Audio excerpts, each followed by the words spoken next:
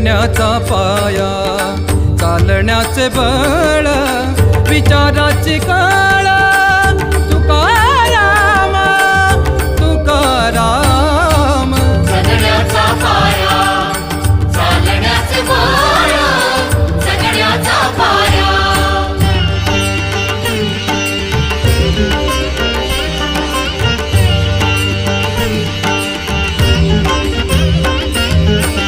शब्दांचे इमान, अक्षरांचे रान, शब्दांचे इमान, अक्षरांचे रान, अभंगाचे पान.